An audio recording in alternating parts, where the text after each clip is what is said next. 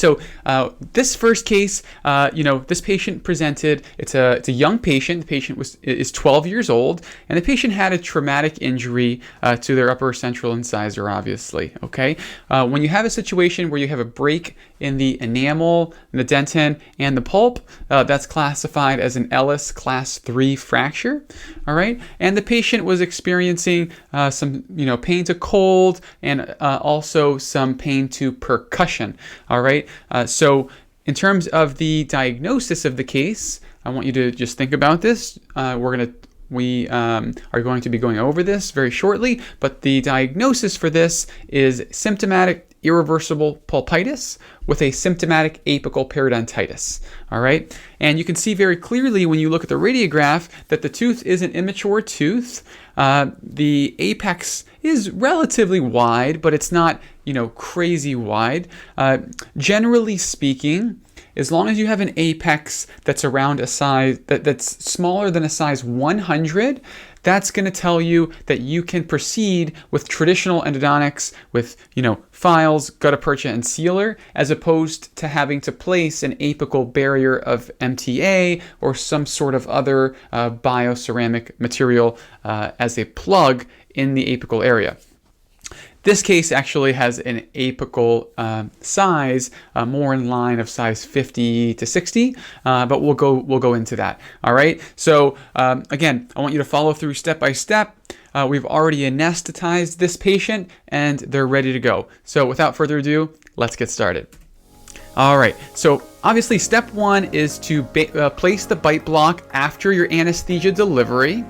And you've letting it set for at least 5 minutes, and then you're going to proceed with your rubber dam isolation. So we used this clamp number 9T. Clamp number 9 works fine as well. The 9T just has some serrations that maybe let it hold a little better, but a size 9 clamp works just as well. So rubber dam isolation is your first step, and then we're going to proceed with our access preparation. So when you're performing your access preparation on anterior teeth, you're generally going to start with a size 2 surgical length round burr. All right, that's going to give you the ability to start nice and small and drop right into that canal, which is what we like to feel. So you want to be able to start with your initial penetration into the dentin, and we want to feel that little drop right into the access preparation, okay, or right into the pulp chamber, I mean. And you're going to go slowly, slowly, slowly. And a case like this where the apex and the root canal system is unbelievably large, it's going to be much easier, obviously. So you're going to feel that really obvious drop right into the pulp chamber. So take your time, kind of feeling the mesial and distal extent of that pulp chamber, so that you make sure that you unroof the entire pulp chamber. That's super, super important, so that you remove all the pulp tissue in the pulp horns. All right. What can happen if you leave pulp tissue behind on an anterior tooth? You can end up the patient will suffer from discoloration in the future, and you don't want that. So reach for your DG16 Endo Explorer. Kind of poke right into the pulp just to confirm that you're in the tissue, and there you go. And then you're going to move forward with your orifice opener. So I recommend the ProTaper Gold SX orifice opener, and it's a short file. It's just meant to engage in the coronal to mid portion of the root, and you want to just brush it in all directions, mesial, distal, buccal, lingual, just so that you're only opening the orifice of that canal. And then you go ahead and you're going to want to rinse with copious sodium hypochlorite. I recommend a 50-50 dilution. All right, so it's an approximate 2.5% concentration, and you're going to use a ton of this during the procedure. Typically, somewhere between 10 and 20 milliliters is going to do the trick. And as you're kind of refining your access preparation, I'd encourage you to take a look at what you got. And if you need to smooth out the walls, you'll want to go ahead and do that, before you get too deep into the instrumentation process. So, I'm using a round burr here just to smooth out the walls so that there's a lot of confluence between the canal space and the access preparation. You want that nice funnel shape. Okay, and we did this, obviously over and over again in dental school on plastic teeth, before we even, went live on a patient. So you know what I'm talking about when I say that triangular shape. But, you want to take your time. You want to make sure you unroof all the pulp horns and the patient has no remaining pulp tissue left inside their tooth. So, take your time.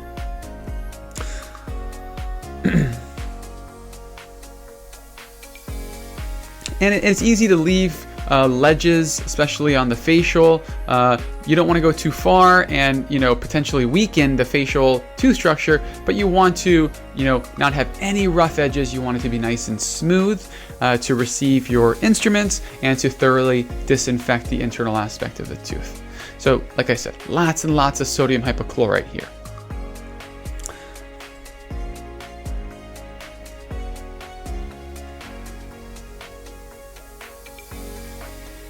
And now we're going to proceed to continued refinement of the access preparation using a Gates-Glidden burr. So I don't typically recommend utilizing Gates-Glidden burrs because they can weaken the middle, third of the root. All right, so I'm just running it really, really slow, barely pressing on that rheostat, again, just to smooth out the walls. You'll find oftentimes that access preparation on anterior tooth actually could take more time than on molar teeth, just because there's a lot more of unroofing that needs to happen with those pulp horns. So now we're proceeding with our working length determination and our glide path. All right, so a case like this, the canal is just so large that I started with a size 35 K file, and you're going to slowly introduce that into the canal, making your way to the apex, and then we want to use our apex locator clip. All right, that's going to give us our electronic reading as to what the estimated working length is going to be. And you want to introduce the file with the apex locator. You don't want a bone dry canal space, but you don't want a canal space that's overflowing with irrigating fluids. All right, so somewhere in the middle. But if you have multi-canals, you don't want the fluids to be in communication with other canal orify, because that can give you a jumpy reading. And the canal was so large and that I actually went ahead and increased the size of the K file in determining the working length to a size 50. So this is a size 50 K file, and again, I'm just checking that working length with the apex locator to make sure that I have a rock solid reading. You want the apex locator to not be jumping at all. You want it to be nice and steady, and again, with a wide canal, every time you move the stopper or you put the apex locator clip on there, it might move a little bit because we have a canal that's so big, and so you want to take your time with that. So you'll check over and over and over again before you take your working length radiograph. All right, but this is a super important step, and you want to make sure that your instrumentation is at the perfect spot so that you don't enlarge what is already a very large apex. Right? We want to maintain that size. We don't want to make it any bigger than it already is. And I'm determining here with my apex locator that the working length is 19.5 millimeters. There's our radiograph, and you can see that I'm slightly short there. So I'm going to go ahead and increase 1 millimeter, and I'm going to do that, right then and there. I can already tell that now at the increased working length, at 20.5 millimeters, I'm actually getting right to the apex, and it's much more snug than it was before. So, in terms of apex locators, generally speaking, if it's a tight canal, you're going to get a more steady reading, but you want to trust them, but verify, right? Trust, but verify. So you want to trust them, but you want to take your radiographs to make sure that they're giving you the right reading. So now we're starting with our size 40 Vortex Blue 04 taper file. That's going to be the introduction to the instrumentation phase of our treatment. And every time we go in with a new file, once we've reached working length with that file, you want to give another copious rinse with sodium hypochlorite. And now we're just moving up the ladder. This is the easy part, if you will. So now we're using our size 45 Vortex Blue 04 taper rotary. Again, irrigating with our sodium hypochlorite. And we're just continuing to go up the ladder until you feel that the file is nice and snug in the canal, especially at that apical region. And you can feel that, okay? But a case like this, you don't have to worry so much about file separation because it's such a big canal. But now we're going on to our size 50 Vortex Blue 04 taper rotary file. So we worked our way from 40 to 45 to now 50. And I'm starting to feel a little resistance there, and I'm feeling good about that. So again, sodium hypochlorite rinse. And then we're going to proceed to gauging the apex, okay? So, with tight canals on a multi-rooted tooth, this isn't as critical, but with a large canal, we want to be very, very precise as to what that apical size is, so we don't make a mess with our obturation materials and overextend our gutta percha. So I actually introduced a size 60 hand file here to length, just to make sure that it's really snug in that apical area, so I feel confident that I'm not gonna push any of the obturation materials out of the tooth. And that felt really, really, really good, that size 60 K file. So I know my apex is a size 60. And now we're just going into the disinfection stage. All right, so a lot of sodium hypochlorite, aspirated out, and then proceed to our 17% EDTA rinse. You only need about 3 milliliters of this. You want to place it, let it soak for 30 or so minutes, or 30 or so seconds, and then you're going to aspirate the EDTA out, and then go back to your sodium hypochlorite. So that's the routine for your disinfection. You're going to do your sodium hypochlorite rinse, aspirate out, 17% EDTA for 60 seconds, aspirate out, and then back to a final flush with your sodium hypochlorite, which is what I'm doing there, and then going ahead and aspirating that out. All right, I'll go over why we do that later on in the course, but this is the routine that I would highly recommend to get your cases nice and clean after you've done all your instrumentation. So now we're gonna move to our obturation phase of the procedure, okay? So I'm using a size 40 paper point here. Generally speaking, for most cases, an F2 paper point is great. You can use that if you'd like. You might just have to go through a few of them as opposed to just one or two, or you can even turn that F2 paper point, which is the red one, around and use the blunt end. That works as well. And you can see we have a nice dry canal. You can see the apex there. Everything looks nice and clean, and we feel good about filling this case. So now we're going to go ahead and introduce our sealer into the root canal space. So you can inject directly into the canal. You just want to make sure that the tip is not binding anywhere, so that it's a passive fit and it's just filling up the canal space without extruding. And now we're going to seat our master cone, which is our size 60 gutta percha point. And what you're going to do is you're going to dunk the gutta percha point into the sealer tip after you've removed it from the main hub of sealer, and then you're going to seat it to length. And I will show you that in future case demonstrations as well.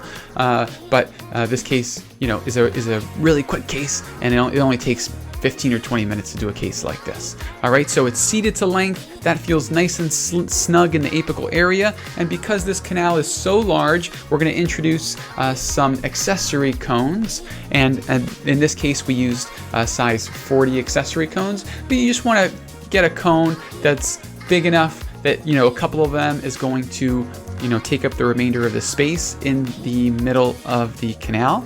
So as many as it takes in order to do that. I wouldn't go just tiny little gutta percha cones and using 20 of them. And here's our cone fit radiograph. That looks good. We feel happy with that. and you can see that we used 2 accessory cones there and the main size 60 gutta-percha cone that's seated to length. And we're going to sear off those cones with our System B heating element with a fine medium 08 tip attached to the System B, and we're just searing off right at the orifice. Okay, I'm recommending a really simple obturation technique that's called hydraulic condensation. I will go over that further in the didactics, but you'll see that over and over and again in the live case demonstrations. So with a large canal, this last step of cleaning up in the access preparation and at the canal orifice is going to take a little longer because there's going to be a lot more excess gutta-percha because it was such a large canal space.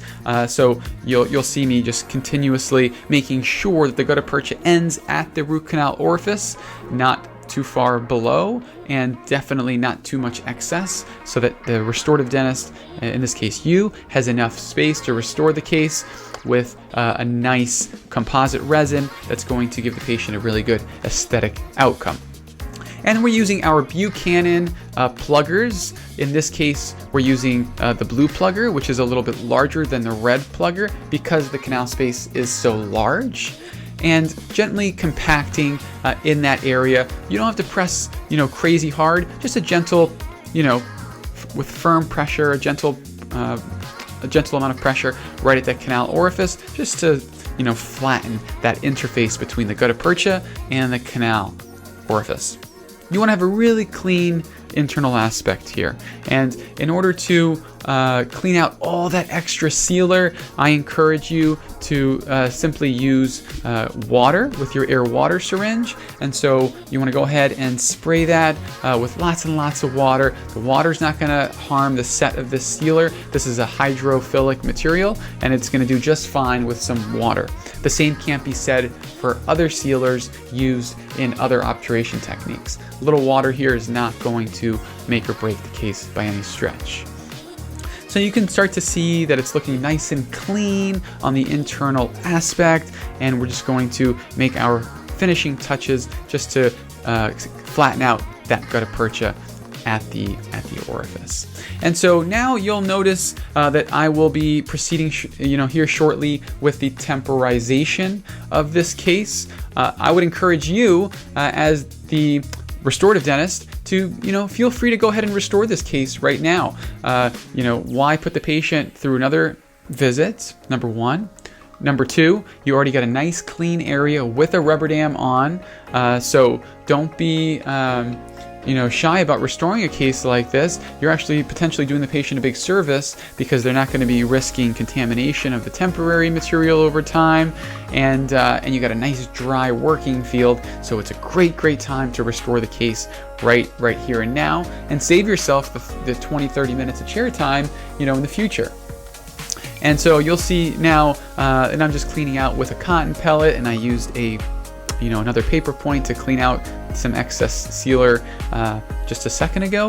All right, but if you want to go ahead and put your acid etch in there and your bonding agent and your core buildup, go for it. Why not? You may want to simply place enough composite to seal it a little bit and then remove the rubber dam so that you can build up the remainder of the tooth, and then work on your fancy embrasures and your beautiful translucent resin materials just to get that anatomy perfect. But in this case, we're going ahead and just using sterile sponge and cavit in preparation for the patient to go back to the restorative dentist, right? And then we just use a moist pellet just to burnish that cavit into the area, just to get a good seal. And there you have it. That's the end of the case. So you can see very clearly that a case like this shouldn't take a whole lot of time. It really should only take once you get good at this stuff, 15, 20, 25 minutes at the most, and then you can proceed right to your core buildup, and you can have a root canal and a core buildup done in 30 to 40 minutes ideally, right? So don't forget to take out that bite block and then we're going to go ahead and take our post-op radiograph. And you can see that's a good outcome there. We want to try to achieve that on all our anterior cases. So we have a nice filled internal aspect that's adapted to all the walls internally, with a great root filling to the approximate or to the appropriate length, and it's just a nice uniform root filling. That's it. I hope you really appreciated and enjoyed watching that case. Again, this is the foundation for the course, and we're gonna, ramp up the complexity throughout the course. But it's going to, show you exactly how I want you to handle these endodontic cases in your practice. And there was minimal editing that was done, and that's going to be the case for all the case demonstrations. I did edit it just enough to make it feel engaging, so there's not a lot of waiting for the mirror to come back into the picture kind of thing. But I didn't want to over-edit it and make it seem like these kinds of procedures are done in like 3 or 4 minutes, right? So there's a fine line. So there was just minimal editing that was done in order to give you a realistic expectation as to how long these kinds of cases should take you in your practice.